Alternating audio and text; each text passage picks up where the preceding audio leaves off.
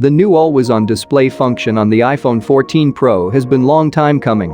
After all, Android phones have had a similar feature for about a decade now. Apple, however, has its own explanation about why it took so long, and it has a lot to do with the efficiency of the display and minimizing the power draw of an always-on display.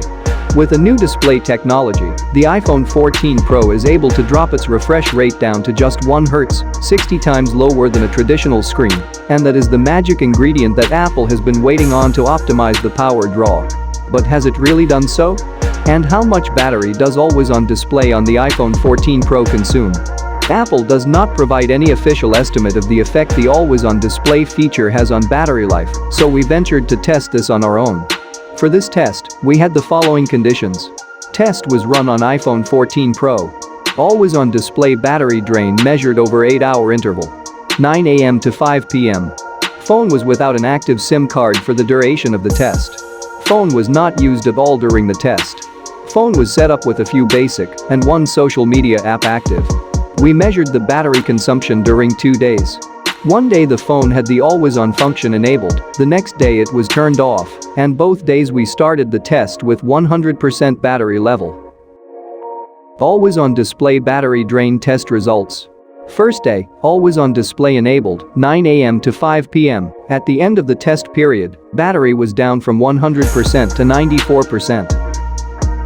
Second day, always-on display disabled, 9 a.m. to 5 p.m. At the end of the test period, battery was still at 100%. This is interesting. It turns out that on the iPhone 14 Pro, the always-on function would drain 6% of your battery for an 8-hour period.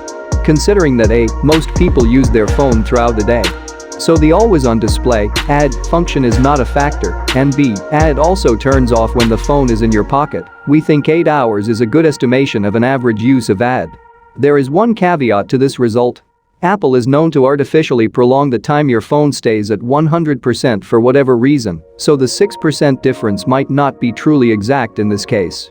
We have not had the time to rerun the test with the phone starting at a different battery level, but if we account for 1% variability, the actual battery drain for an 8-hour use of the always-on display function might be around 5%. Obviously, this is true for the iPhone 14 Pro. The iPhone 14 Pro Max with its larger battery might be able to offset that a little bit. We are yet to test a 14 Pro Max.